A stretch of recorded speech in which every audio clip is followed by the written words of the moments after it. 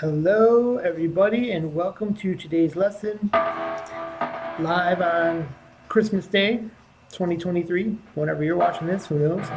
Um, but here we are with something a little more unusual today for everyone who just got a brand new guitar for Christmas. Awesome. We got a cool lesson here to check out. Something unusual today. We're usually doing more mundane music theory based concepts. And today, as the title suggests, as you may have clicked on, we are covering or going to attempt to elucidate the Eddie Van Scalen jump solo. That was all out of order. Anyways, because I'm trying to click some things here at the same time, we are going to go over the solo from Jump and find out what makes it tick. Van Halen, Jump. And so let's dive right in. And but first, I want to go over a couple of non-sponsors, as my lessons aren't sponsored by anybody. But today we're going to talk about a solo concept from Eddie Van Halen, and it was we're going to call it the Eddie Van Scalen because I like that name. It's pretty cool, Eddie Van Scalen, because it's a unique Eddie Van Halen scale kind of thing that you've heard a million times and wondered what the hell was going on. And I recently did some studying on it and learned it and want to share it with you. But beyond that, I I can't take credit for that cool little moniker there, the Eddie Van Scalen. And so I want to use this moment to shout out, and I'll leave a link in the description below if I'm good like that when I process the video here, for the YouTuber, the guitar YouTuber that made an excellent lesson. So I think and I think I'm going to try to do this more from now on. Just kind of link to some other great guitar lesson people on YouTube in hopes that, I don't know, maybe it reciprocates or something, but it doesn't have to, because, I just think, hey, you know, good creators deserve some recognition. So Ben Eller, Ben Eller, Ben Eller. I'm pretty sure that I got that right, by the way. His guitar lessons are awesome. I really like him as a YouTube guitar teacher because while he's pretty serious, I kind of perceive in his lessons, I like that there's like no nonsense. He's way less kind of off topic and tangenty as me. Like, yeah, I'll not script my lessons and be a little rambly, as I've always mentioned. And Ben Eller gets right to the point, no nonsense, no BS in his lessons, and really tells you what's up. And he made this great informative lesson involving what we're going to go over today is the Eddie Van Scalen. So my take on it is going to be that we're going to he didn't pinpoint it in any solo. He showed a couple of solos where it is, and I don't think he elucidated to Jump. And I listened to a couple of solos, and I don't know how I came about it, but once I heard it in Jump, I'm like, oh my gosh, there it is. I knew there was something in this solo, and I bet that's the Eddie Van Scalen. So I listened to it, and I'm like, oh my gosh, yes, there it is. So I thought I would. I got studying that solo a little bit more. I said, well, let me look at this song and solo and see how it ticks. And I really found a lot of fascinating stuff. So I thought, okay, I got my next lesson.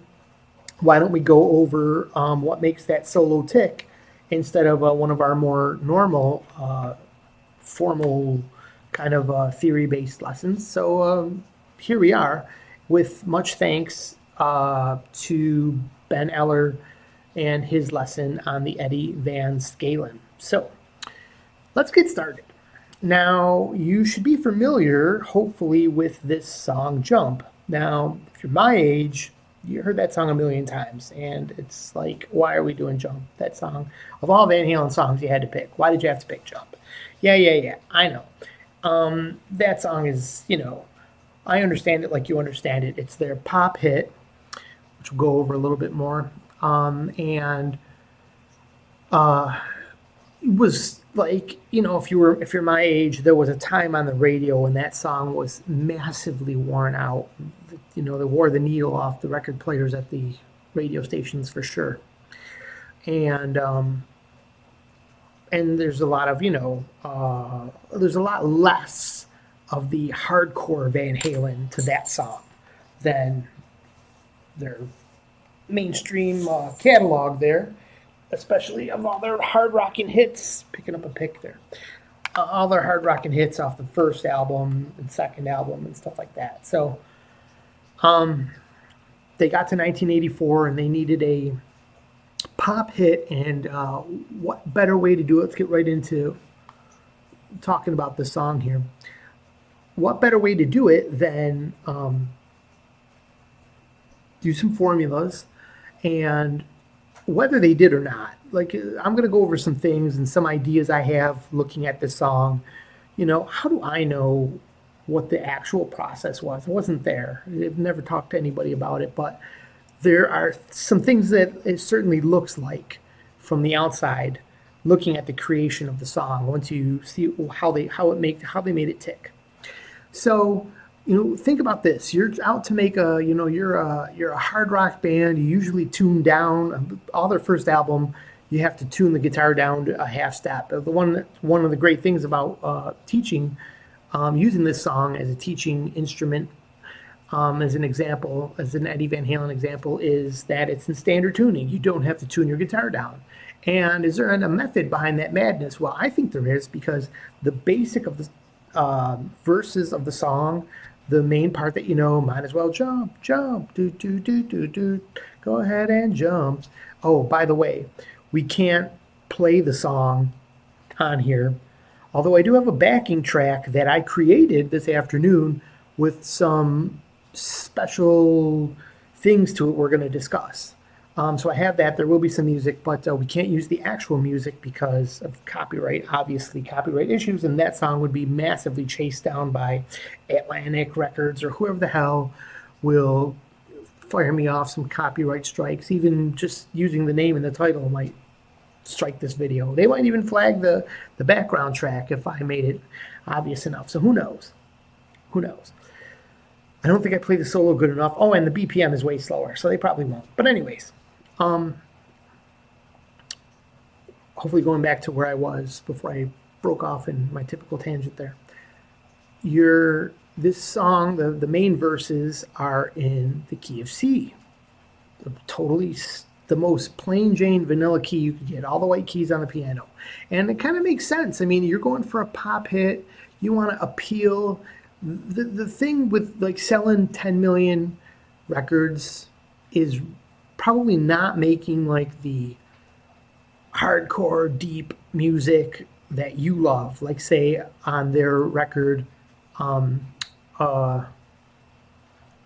Diver Down, but even Diver Down. But what was the other one with Mean Street on it? Fair Warning. Like that to me sounds like more like yeah, it was what Unchained was on there. So yeah, there were some radio hits on there, or classic rock, mainstream Van Halen on there, but nothing like sold out to like, getting played in like department stores and on, Kmart radio, whatever, everywhere, like making a song in the key, like in a normal key, like the key of C. So that was the first thing I thought was pretty interesting. That it really made a lot of sense to me as to why the method to the madness here. It's a up tempo, poppy, lighthearted jingle, and and you want to appeal to the masses, key of C. So let's look at that really quick here on our diagram down here. See if I can get my cursor rolling here. All right. Okay. So you see the plus are basically the bass of the song. For all intents and purposes, the accent notes are probably not in there, but it's just if you know your key of C, then you don't need to know all that. But basically, we have here's the one, and let's start talking about the pulse of the song and the beat because that's very important. And maybe I'll take a little tangent here and talk about when we get to the solo, what made the solo tick versus, because we just kind of elucidated the, you know, I went over, 18 sentences about how it's in a basic key of C. So then it's going to be time for a solo, an Eddie Van Halen solo, and you need to make that stick out. So they're going to leave this key. So once the solo is over, they're going to come back to this key. And then it's just to give you that, so it's going to have a really sense of falling apart and going away for Eddie Van Halen solo, and then coming back in a really back home resolve. And it's nothing's going to do that more than going back to the home key of plain vanilla C. So we have the one here, and the pulse of the song. I guess what I wanted to say is that when we get to the solo part, I think that most people, or many people that were, maybe going over this song and trying to teach you Eddie Van Halen solo and what made it tick, are going to focus on Eddie Van Halen's guitar playing, which is the main part of the guitar solo and the main part of this lesson. Hopefully we can get to this quicker than, just quick. And they would focus on that, but there is so much that is making it happen for Eddie that I realized in this song. I thought, man, that's incredible. And I mean, if you think about it, there's only two other players playing at that time. David Lee Roth has stopped singing during his solo, and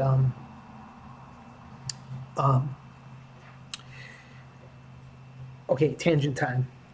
David Lee Roth is stopped singing during the solo. It's Michael Anthony, the bassist, and Alex Van Halen on drums, making it happen. We're going to really discuss them because they are such a huge part of what made that solo happen. And I thought that was really fascinating to me and what I wanted to impart to you guys today. So what I wanted to tangent on is when that car went by and I thought, oh, there goes my voice audio. First of all, I noticed that for some reason the vocal audio is a little lower than the guitar today. First, when I play, it might be drowned out a little bit. Sorry about that. I tried to balance the levels as much as I could and check everything before I started this lesson. There's been some recent lessons where the guitar wasn't even working. So I made sure that's working, and it's raining out today, and so there's a lot of background noise of rain happening.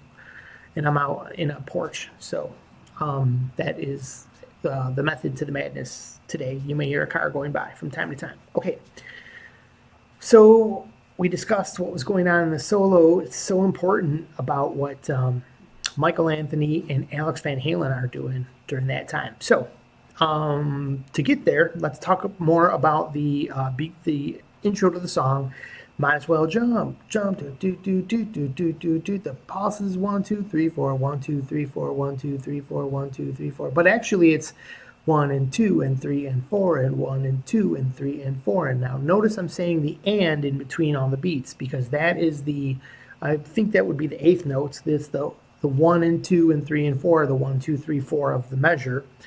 But the bass line is pulsing in eighth notes, and the actual speed of the song is, I believe, 129 or 130 BPM. And my backing track is only 100 BPM because I can't play the solo that fast. I can barely even play the solo as it is. I really suck at it, but I'm going to try to attempt it in a little bit with the Chibanez here. So anyways, so the pulse of the song, to start with, is going do do do do do do do do. Might as well jump 1 and 2 and 3 and 4 and 1 and 2. It's a very typical straight ahead rock beat with the beats on the snare and bass on 2 and 4, 1 and 2 and 3 and 4 and do do do do do. Michael Anthony's pumping out the bass notes at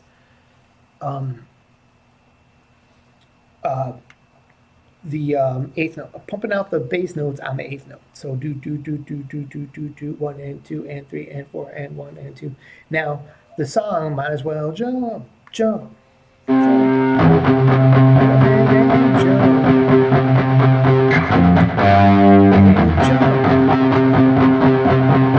we're just basically the bass is pumping out the one.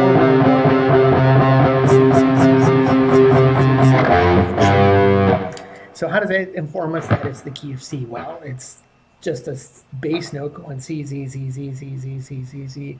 And the keyboards, I don't think you can hear this. So I won't play them. The keyboards are, let me take a look at OBS and see if you can hear that. No, you can't. Okay, never mind. So the bass is, I got the synth sound on my keyboard, but I'd have to set it up more to get it to come through. So we know it's in the key of C because Michael Anthony's pumping out that one. And the melody line, might as well jump, jump, go ahead and jump, is all the notes of the key of C. Now, here we have the intervals in the box. It's helpful to know. So 1, 4, 5. Well, you've heard of that before. That's a blues 1, 4, 5, but it's not the straight ahead blues, but it's the most basic, common chords for a chord progression. Once again, making this a very accessible song to the masses. So, you know, grandma's not disturbed, no one's hearing any jazz. It's straight ahead, listenable pop music. Using 1, 4, 5, but not in a straightforward blues pattern. It's kind of disguised. You know, 1, 1, 1, 1, 1. Just one goes on for an extra long time, then it's just 4, 5. Just, you know, using those as some quick steps. And of course, you know, before they get back to the 1, it's 4, 5. Where does 5 like to go? 5 always likes to go to the 1. So it's like so straightforward and straight ahead music theory, it's not even funny. So I got the 6 listed over here. So at some point we get to the chorus that goes, see me standing here, got my back against the record machine.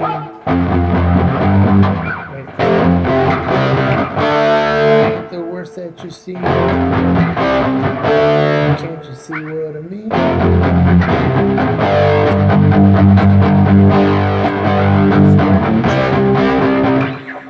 So can't you see me standing here? I got my back against, it's like 6, 5, 6, 5, 6, 5, 6, something like that. It's just bouncing from the 6, starts on the 6.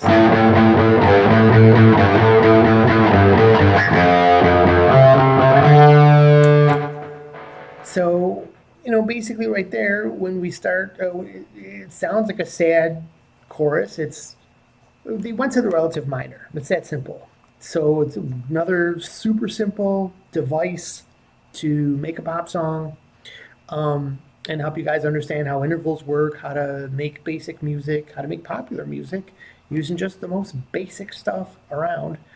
So by starting on the 6, you kind of elucidate 6, Aeolian, right? The natural minor. So it goes 6, 5, 6, 5, 6, 5, 6, 6, 5, 6. And 4, 4, 4, 1, 1, 1, 2. You know, well, then it's 5 when it wraps up. So can't you? I just want to get through this, but I want to explain it, but I feel like I know I'm going on a little long. It's like, you know, it's something like that. I'm trying to recall it all, but it's not exactly in my head right now. But it's 5, 6, 5, 6, and then 4,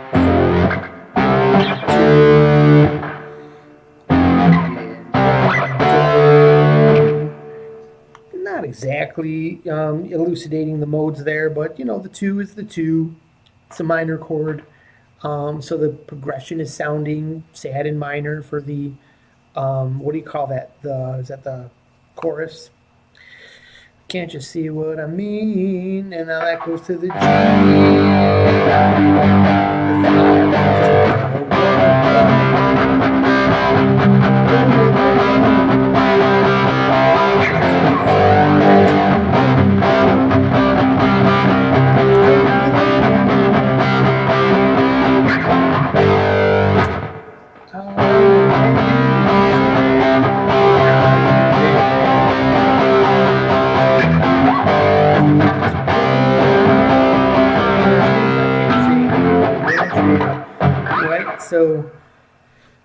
we go through that twice. Now, at some point, it's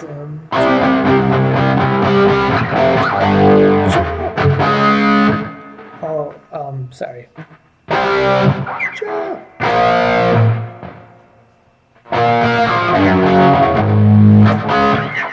Okay, so we're at the part where the solo happens. So we basically cycle around these two concepts twice, something like that. Once the music kicks in after the keyboard intro, which is white keys, key of C. So, we're back to that one, but he goes jump, and then all of a sudden the solo kicks in. Now, a couple things before we get into what the meat and potatoes of what happened is. If you listen, this is what's a cool thing to me. When I first listened to the solo, I thought, oh, this is going to be hard to explain because they jumped to a different key signature. If you listen to the solo, the whole thing is about tension and release. The song is in release mode, all the chorus and the verse there, basic music theory. And so this solo comes out and it's all about tension until the release to give you that feeling of release when you get back to the verses again. And so how do they do that? Well, it sounds like, of course, they went to an alternate tempo, but they didn't. So I studied the song more and I'm like, I researched the drum. Luckily, you can, there's so much online today that you can search up. So it said, the drums during the solo in Van Halen. Come to find out, someone exactly had said, it sounds like they go to a different tempo, but it's in the same exact 4/4 pulse as the entire song. And I thought, what? How the hell did Alex Van Halen do that? And so if you listen, he's playing a lot of and notes. It's super syncopated. I'm not a drummer, couldn't explain it. This isn't a lesson to explain his drum part. So we just got to be brief here. But I want to elucidate on how cool it is that he made it sound so jarring and off time to really give this background palette for Eddie to solo over, because like Ben Eller described, Eddie Van Halen's solos are a lot like going down a flight of stairs where halfway down you almost start falling down, but before you get to the bottom you catch yourself and you land on your feet again. Or like the Dukes of Hazzard cars, he explained that, jumps up, it's going through the air, it's going to crash down hard, it looks like pieces are flying off it, and then it lands in between the lines and keeps on going. And that's the nature of his solo, doing that. But aside from him doing it with the notes he's playing, it's also what the whole band is behind him working that effect. So Alex Van Halen is playing on the and of it's like he goes into this like 1, 2, 3, 4, 1 and 2 and 3 and 4. It's like a lot of the beats are on that 1 and 2 and 3 and it's just doing crazy things there on the eighth notes. And there's one part where it's even 1 E and a 2 E and a 3 E and a. And so, yeah, that happens. Well, the bass is also a huge part of the story. And I tracked the bass. I said, well, what's going to be important for me to learn this solo is to see kind of what drove Eddie Van Halen to play what he did, what made it work. And it had to carry properly over the bass. And what the hell even what's the bass doing? Because you can't totally hear it. I mean, just because bassists can probably hear it, but everyone's listening. You got your ear on, like Eddie's jamming, so you just hear that. And I studied what the bass was doing, and then all of a sudden I'm like, well, listen to this, right?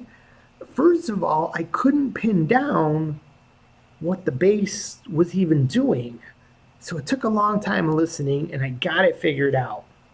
And it took an isolated track, a bass track, on a couple bass lessons started cluing me in, and then an isolated bass track So what I want to go over first is first of all, how long is the solo is important. And is there any what are all the methods to the madness? So here's the method. First of all, and how chaotic is it? Because it sounds so awkward, so falling apart, and then it just snaps back together. How the hell did they do that? Well, first of all, lucky for us, the solo is in 8 bars of 4/4 time.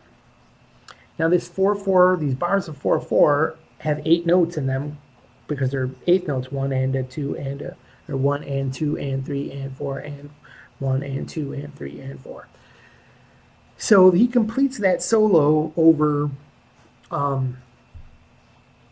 let's see, there's 8 beats in a measure of 8th note in 4/4 time.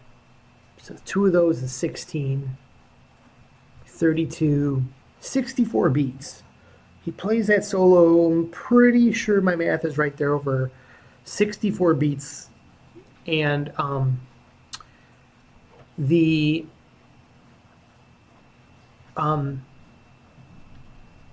am I saying here? Okay, so the bass comes in as very important now. So what happens is they change keys instantly when when the solo hits. Right on the first beat of that solo is the new key. What is this new key? Where do they go? How do you go anywhere from C and come back and make it sound cool? Well, the method of the madness was they only went 1/2 step higher. However, so like if we're considering that we left the key of C, might as well jump, jump. And we went 1/2 step higher, we're now in the key of C sharp. Yes, we are. That is, although that is the parent key. In a parent key, if you've watched any, you should be familiar with this from watching my channel, there's modes and relative, and one of these modes is the relative minor of the scale. So we're actually in C sharp's relative minor. Now, what's the relative minor of C, the key of C that we left? Well, that's this note right here, what we talked about earlier, that's the 6. It's A, so A minor chord. So what is the relative minor of C sharp? A sharp, B flat, right? So, okay, we've gone into the key of A flat is what we could say. And that's what a lot of people would say if they want to confuse you, but it's really just the same key, C to C sharp. It's just now we're going to play in minor, the relative minor, but it's the notes all have moved up. The main pattern here, all these gray notes here have moved up 1/2 step. And I'm going to show you a new diagram in a second. So the cool thing about that is that scale shares only 2 notes. There's 3 of the most jarring moves you can make as far as changing keys or modulating are a 1/2 step back from the original key, shares 2 notes. That's going to sound like you went down, maybe you got a little depressed, or if the music went a little slower, you'd kind of want to move in that direction, perhaps. But Jump is an up-tempo song, and you want even more energy, up-tempo energy for the solo. So they moved up a 1/2 step. Same thing in that direction. You move up a 1/2 step from the root, you share 2 notes. The most jarring move you can make. Just a little aside here, in the major scale, there's no major scale that you can move to that only shares 1 note or 0 notes. By nature, they always have to overlap some notes. And the most minimum you can do is 2 notes. Typically, key changes in rock that are when you're using like borrowed chords, you're making like, an interesting song like Hotel California or something, you want to borrow some other chords and spice it up a bit, you're going to the keys that are either share 6 notes or 5 notes, which are on the relative, the 4th and the 5th from the root. Pretty easy. Those would share 6 notes. Half a whole step up will share 2 notes. A whole step back will share 2 notes. But 1/2 steps are where it's really jarring. The other alternative, just as a side note here, is the tritone, which would be like something you would do if this was like a horror movie or something. You'd probably move to the tritone. Still, they moved a half step up. Pretty basic, deceptive though, because you almost can't tell. It's so close to the original key that you sort of can't tell, but you sort of can. It's just musical genius is what this is. Deceptively genius, you know. So they moved up to this half step up now. And how do we know? How can I know that this happened? Well, let me show you here. It's basically the only thing that's holding down the theory of the song, the chord progression, if you will, which isn't really a chord progression, it's just a bass line progression. On top of that, new polyrhythm that Alex is playing is this bass line from Michael Anthony. And here it is in the orange notes. So you see that? So see you have the gray notes. Look how that exact same shape moves up a half step. Changes colors to pink. Reddish, pink, whatever color I chose there. In orange here we have the bass line. So we start, what I did was also I kept the original intervals so we could kind of see what was going on. Not necessarily, these are, now granted these are a half step up. These are this one is the one from the key of C sharp. So that lets you know that this is the sixth. This is our starting note. When the very first note that the solo plays on the bass is 6, it goes 6, 4, 5, 1. So going back to this loop we were talking about and the beat and this 8 notes per measure. So we had picture 2 of those in a row. So 16 notes. Okay, 2 4-bar measures with 8 beats in a measure. So that would be 16. 8 plus 8 is 16. So 16 notes, and that goes 1, 2, 3, 4 times. After the 4th time, right on the 1 beat, they are back into the key of C. It just goes right back, and I'll show you how they get there, how Eddie gets there in the solo. And so the progression on the bass is 6, 4, 5, 1. And he takes this 6, 4, 5, 1 over those 16 beats in a very cool, deceptive way, which we're going to go over in a second, because that was just a big deal that took me forever to figure out, and then I nailed it. So it goes 6, 4, 5, 1, 6, 4, 5, 1, 6, 4, 5, 1, 6, 4, 5, 1, C. Now, it's not just, you could have played that, I suppose. I guess you can divide it all. You could have divided it all up by 4 notes apiece. Played this for 4 beats, 4 beats, 4 beats, 4 beats. But that really wouldn't have worked to the effect that they wanted. First of all, we're trying to make it sound like we're off time. We're supporting Eddie's unusual phrasing, and we don't want to be on the bar necessarily until we're back at the pulse. Bump, bump, bump, bump, bump, bump, bump, bump, bump. Right on the pulse. Everything is straightforward and as you expect during the main part. So this goes like this, and maybe I'll play the backing track here real quick to elucidate this. But let me tell you this. Let's do some math here really quick. 3 plus 4 plus 4 plus 5 equals 16. So what do I mean by that? Well, this 6 right here that he plays, the B flat, it basically goes 1, 2, 3, 1, 2, 3, 4, 1, 2, 3, 4, 1, 2, 3, 4, 5. Or I'll move the plus sign, so it goes 1, 2, 3, 1, 2, 3, 4, 1, 2, 3, 4, 1, 2, 3, 4, 5, 1, 2, 3, 1, 2, 3, 4, 1, 2, 3, 4, 1, 2, 3, 4, 5, 1, 2, 3, 1, 2, 3, 4, 1, 2, 3, 4, 1, 2, 3, 4, 5. And it loops one more time, and then they're ready to go right back to the 1 on the 1. And it's just kind of cool because it puts the bass notes in a weird spot. It creates the ability for Eddie to play some unusual phrasings and make them sound good, and just and it makes the Eddie Van Scalen, which we have in blue here, work great at the end. So we'll get to that hopefully as quick as possible.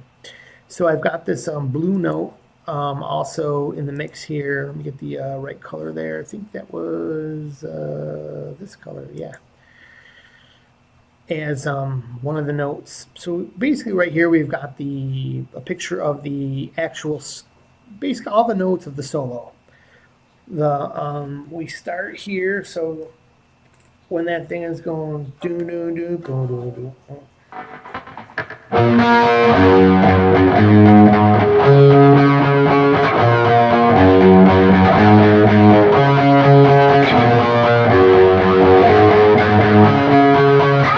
That's the bass line would be doing that for all intents and purposes. At the end there, when we go from the 1 to the 5, well, let's get to the end when we get to the end. This is the pool of notes right here. So he starts right here on the A, and Eddie's solo starts here up at V. That represents where the plus sign is. What is that? Which is the. Well, first of all, let me tell you this. Look at the shape here that we're playing. You should recognize this as what's known as the Aeolian shape, right? But if you consider this through, there's our parent scale, C sharp, major scale right here. But if you consider this the root, it's the A minor scale moved up a half step to A sharp minor scale. And those are all the notes of it. And you can see it's basically a pentatonic shape, which is what a lot of the solo riffs are based on, but he does utilize some of these scale notes during parts of it. And but that, helps it riff around really quick. So that's handy to know, so that we're kind of pentatonic. And so this first note here is basically this note down here, an octave higher up here. That's where we start, which is the same note as the first note where the bass is playing. So the solo. Now tabs tell you, I got some issues with the tabs I found for this. I don't think they're right. I listened to this thing in slow motion 100 million times, and I could not hear this note being played, but I could hear this note being played as the right after he nails this high A sharp here. He comes down, he plays this note here, which is the what note is that? That is he's basically just playing these two notes, because when he bends up to that note. So was that F, G?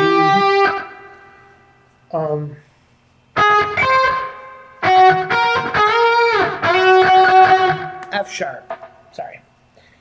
And by then, the bass is probably hitting that F sharp anyway, so. Oh.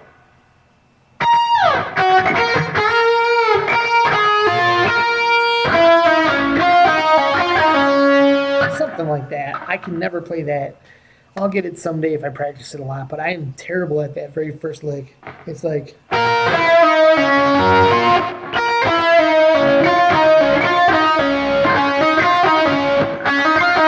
I know in slow motion it's at the very end.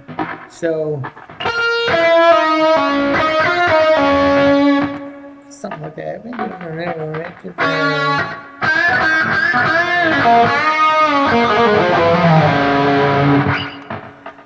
So a little bit about what we just played. So we start here. And let me play that background loop. I want to play that loop a little bit here.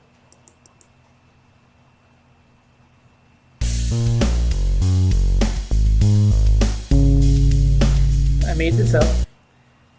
Gave it a straight ahead 4/4 beat, so it's not doing all the off time rickety doodle stuff that Alex Van Halen is doing. I want to say Alex Lifeson because I love Rush so much, but sorry, Van Halen, we're talking about Rush. I know that's some contention there between the bands, but let's not go there. I think there was at one time, but not anymore, I'm sure. Okay, that being said, I don't have the drums in 4/4, which kind of lets it be a little more straightforward. This is slowed down a bit, but I got the bass pulsing the way it goes in the song. So let's hear it. I'm going to count as soon as I hit play here. So 1, 2, 3, 4, 2, 3, 1, 2, 3, 4, 1, 2, 3, 4, 5, 1, 2, 3, 1, 2, 3, 4, 1, 2, 3, 4, 1, 2, 3, 4, 5, 1, 2, 3, 4, 1, 2, 3, 4, 1, 2, 3, 4, 5, 1, 2, 3, 1, 2, 3, 4, 1, 2, 3, 4, 1, 2, 3, 4, 5, 1. Back in the key of C.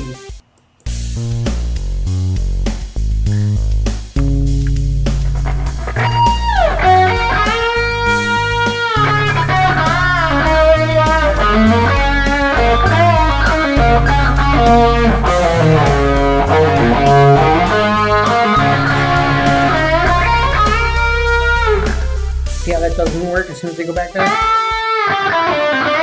You'd have to move it all down a half step.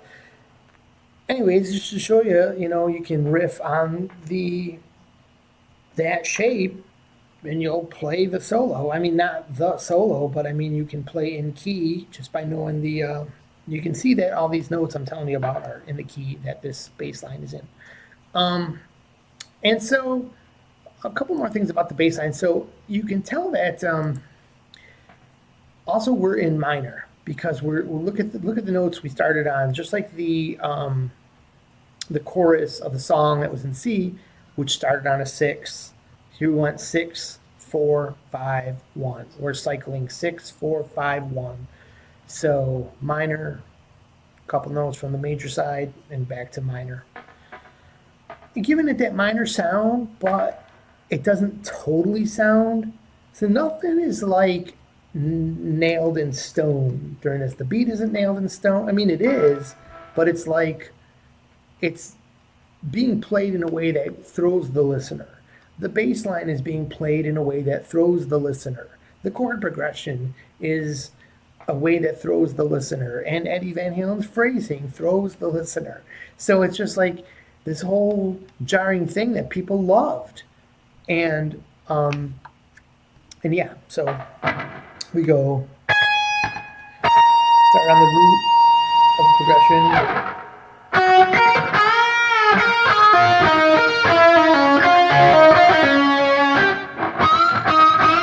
Those pinch harmonics come in next.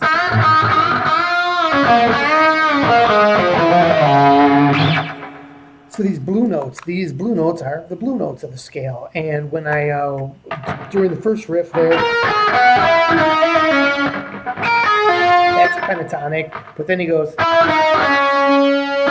before he goes. So they use the blue note there, that you see this one right here, that the plus is on, or right here.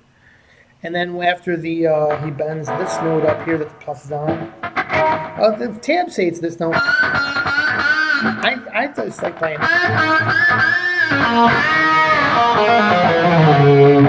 I don't know. Right now it sounds right to my ear. If I really get good at nailing this solo, maybe sometimes after if you really get inside a solo and you start learning it like accurately note for note, you're like, oh yeah, wait a minute, that is the wrong note. And you start playing.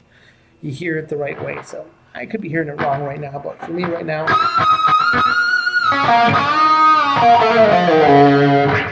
So, yeah, these two notes. Then going across here, I just kind of ramble between something like that. And then end up here on the 1. which is probably right where that bass line is at that moment. So we go.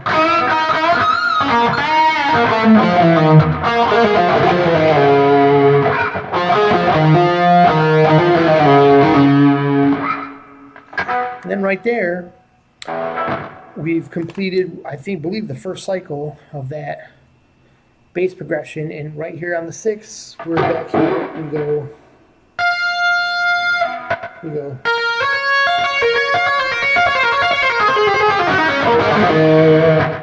Something like that.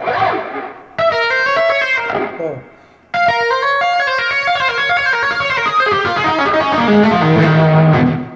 I play this note, this note, this note, and this note. Can you see the plus sign moving on the board, on the screen there? So this is the hammer-on note with your finger, your index finger, 13th fret, and then the pentatonic scale with the added-in scale tone here. At first, it only does that 3 times before he brings it all down.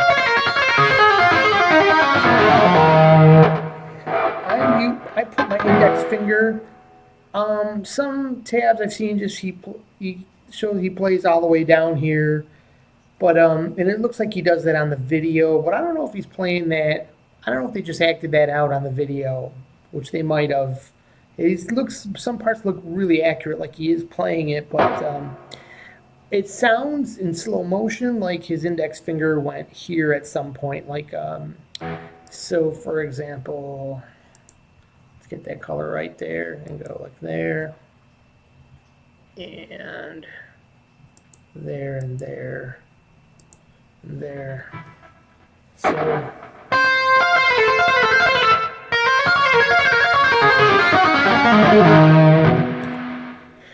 think the first tap of this one is here, but I just wing it through there because it's so fast and that sounds kind of good enough for an amateur running through the solo, okay? Because you got to do this at lightning speed as well. So we've gotten to this part.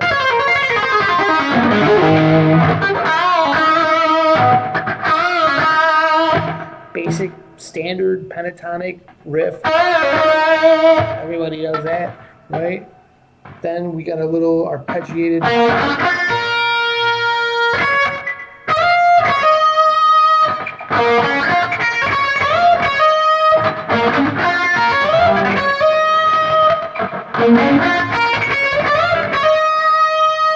Which is just going here.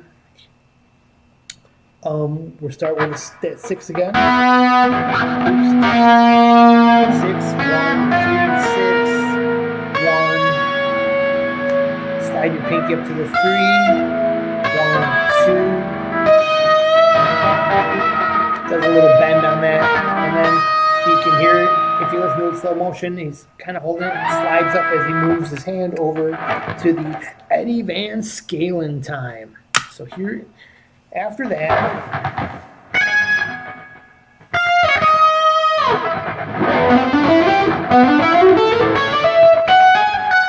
a couple things about this.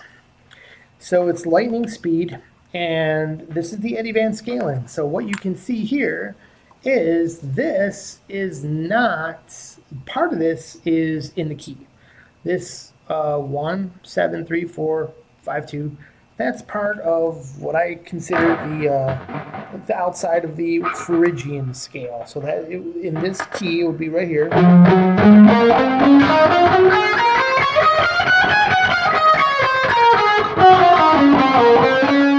Right there, 7, 1, 3, 4 on the diagram. So moving up, you could even be 7, 1, 2, 3, 4, 5. But right down here, no. Oh, that is in the scale. But that's the last note in the scale. Now we're long, long, long. Those two are back in the key, but so there's some flat tires there. There's some crooked pictures on the wall of this Eddie Van Halen house here. And it works because these are going by at lightning speed. If he just flew up a diatonic scale here, well, he'd sound like Yngwie Malmsteen or some basic. I'm not calling Yingwei this. I'm not here to opinionate on him right now. But he would sound like just a regular average wanker if he went up a diatonic scale here. And Eddie Van Halen has this signature sound, and these are the signatures are right here in this Eddie Van Scalen. And the way it works is there's just a couple of odd notes, odd choices that, in musical theory terms, build tension. In layman's terms, they're like a couple of flat tires on a sports car. He's whipping down the road, but the car's got a couple flat tires. And you're like, hey, what? And then it's back into the key. Now, when we get to the in the key part, this is the last part of the solo. He flies up this Eddie Van Scalen straight up from here, a little doohickey that we'll talk about, and then he goes straight up the scale, and he plays these two notes at the bottom here.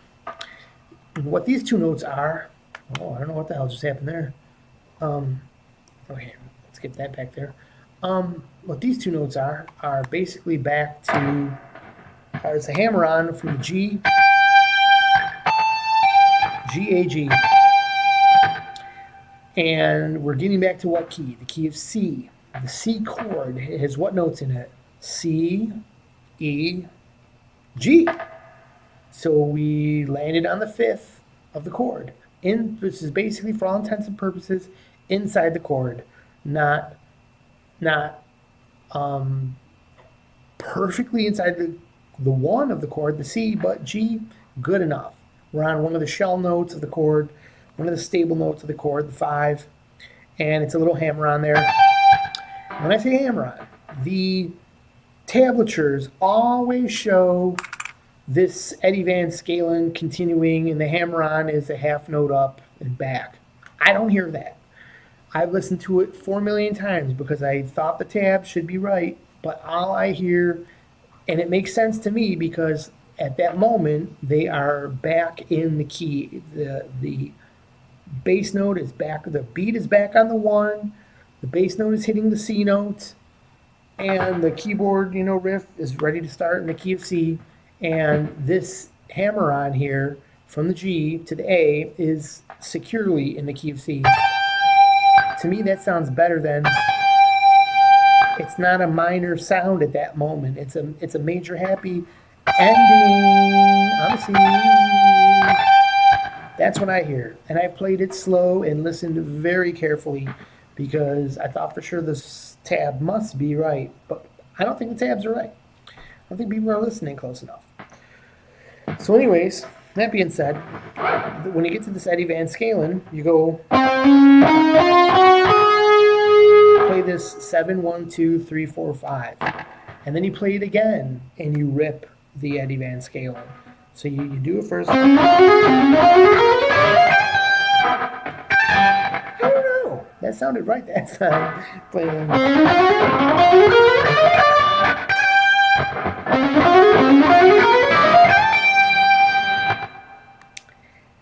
It's so fast.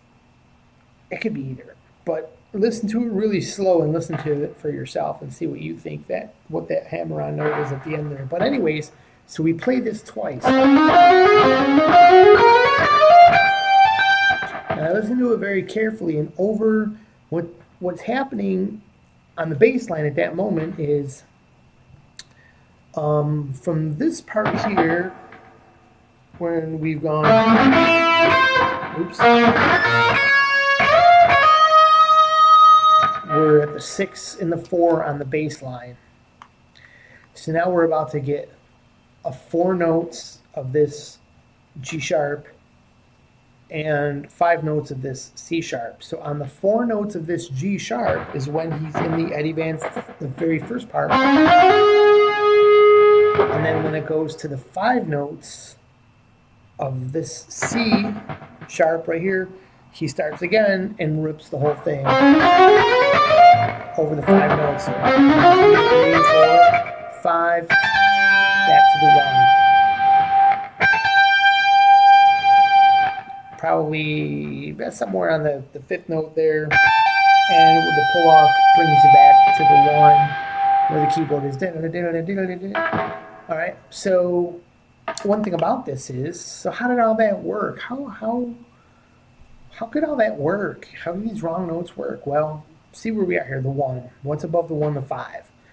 So not only does the bass go to this 1, but it kind of plays a chord. For the 1, when I hear the isolated bass line, if it's the real bass line to the song, and it's not something somebody just played up, he actually plays the 5 and the 1. So it goes 1, 2, 3, 1, 2, 3, 4, 1, 2, 3, 4, 1, 2, 3, 4. So it's kind of like a C5 chord. But either way, so G, let's say for a moment we're in G. So basically this note right here is what's ringing. That's got the little, where the plus sign is. These intervals are the intervals in relation to that. So if we are on the fifth note of the scale here, playing a 7, rings good. 1 rings good, it's the same note, octave higher. 2 rings good. 3 makes the major chord.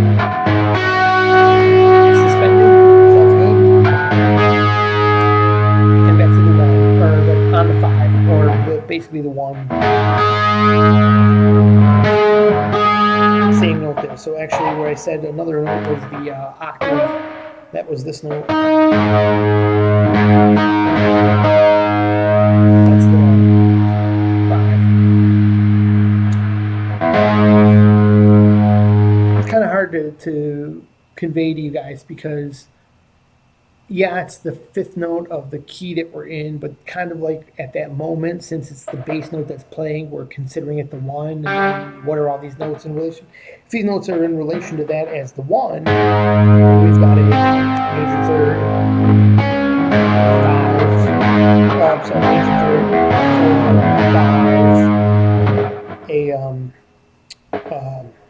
4, 5, a 6,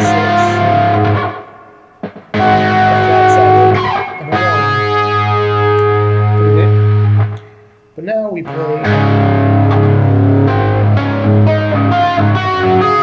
You see those notes all sound good together? Sounds good. Sounds okay. Now this is the flat 7th though. We just played a regular 7.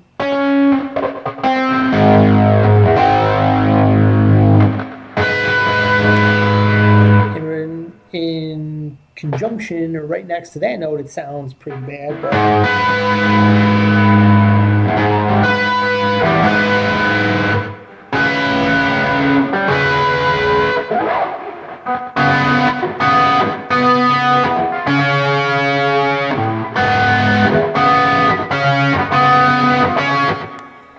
anyways, that is a flat 7th, and it's very common chord tone, interchangeable. Chords can have a major 7 or a flat 7th. They have 2 different sounds. Dominant chords use the flat 7. Minor chords use the flat 7. Major, regular, standard major chords, your 1 chord and your 4 chord in a scale are going to use the regular 7. So it works as a mild flat tire. Let's put it that way.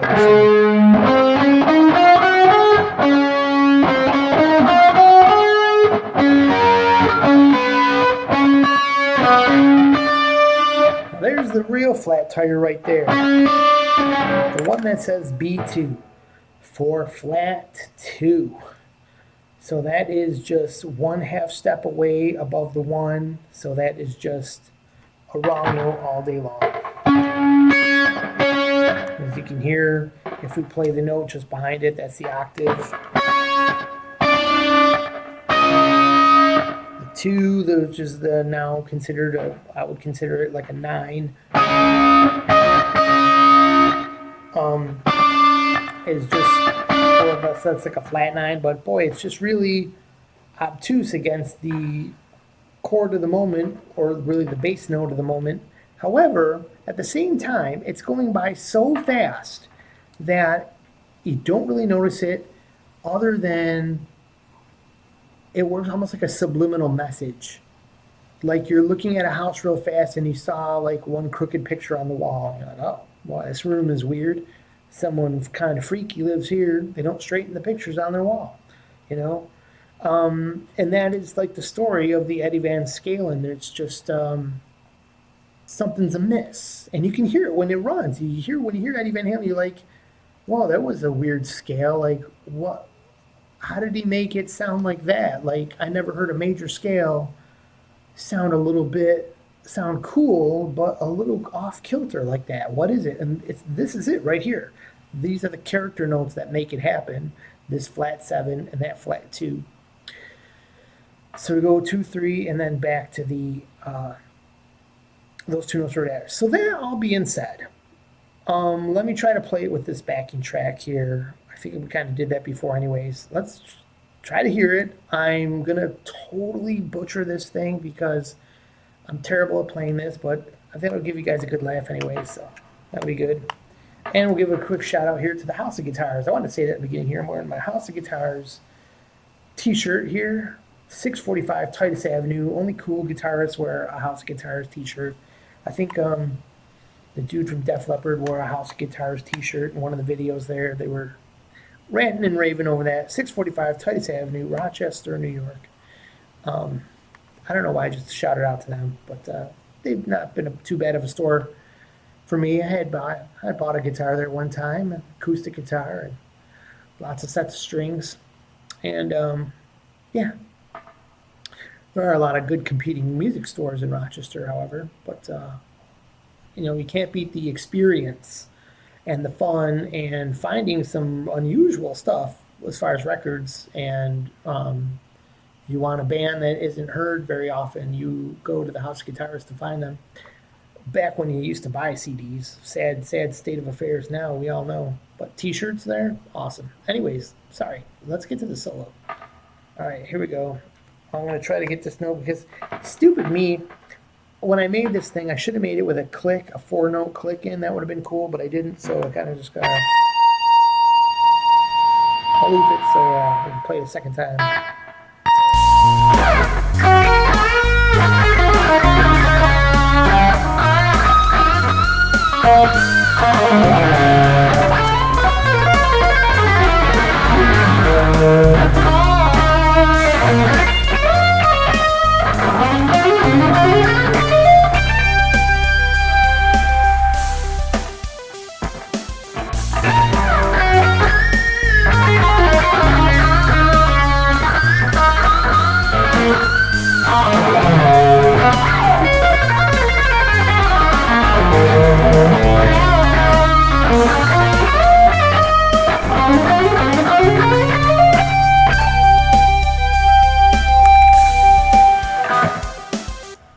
Consider that was like 20 BPM slower than the song, but if you were on tour for 40 nights a year, 100 nights a year, and all you did for your career was play your guitar, and